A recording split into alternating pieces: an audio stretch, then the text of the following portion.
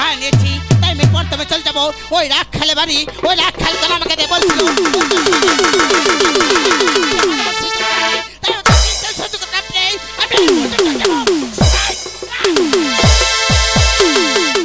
ওই রাখাল তো আমাকে একটি পূজা দেয় কি না।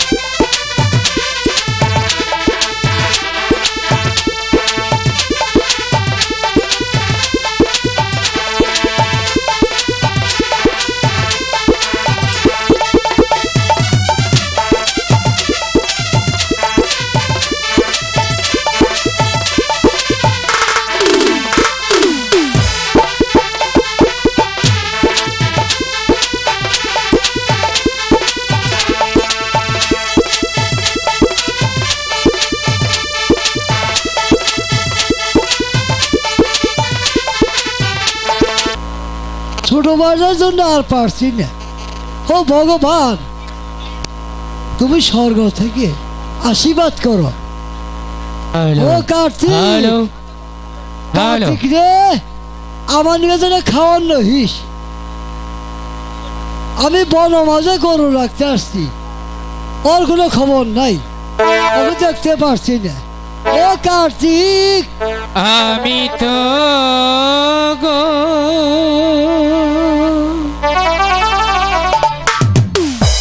রিবরাখা বাহ, মাঠে মাঠে গুরি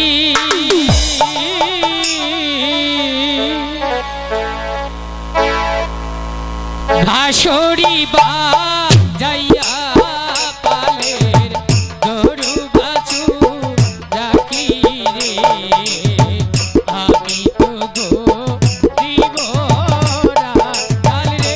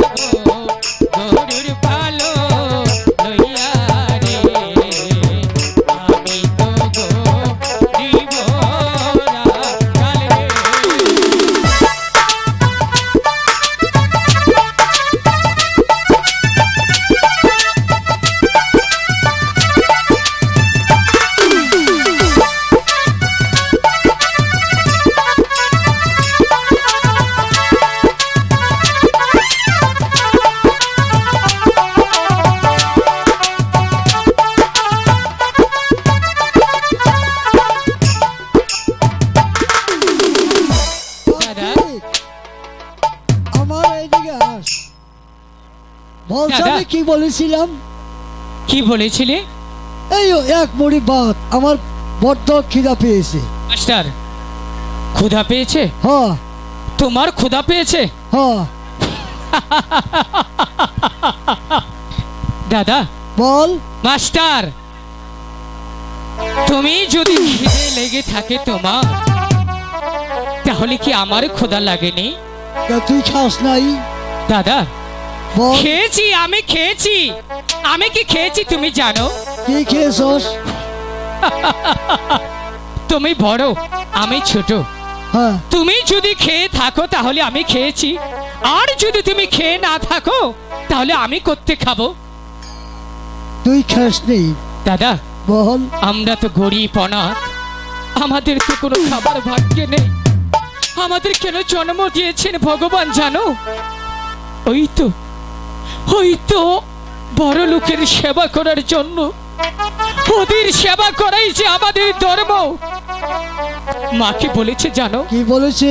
ওরে কার্তিক আর গণেশ, তোরা যখন বড় হয়েছিস, তোরা যখন মাঠে ঘাটে কাজ করে খাচ্ছিস, তাহলে আসার সময় আমার জন্য কি সাদা শাড়ি নিয়ে আসিস রে।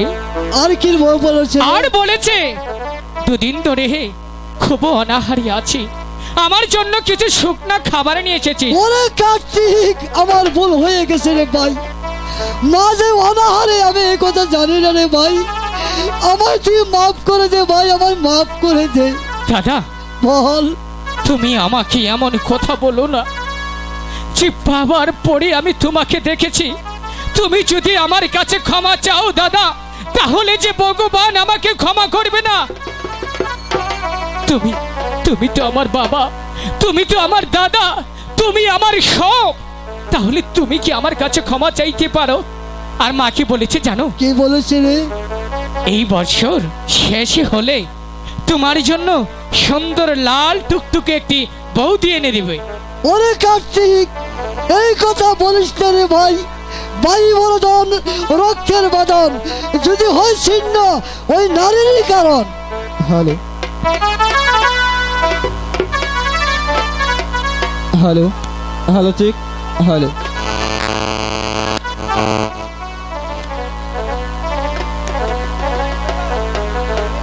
আমরা কি কই হেরা ঘুষাঘুষি করি, তাহলে আমরা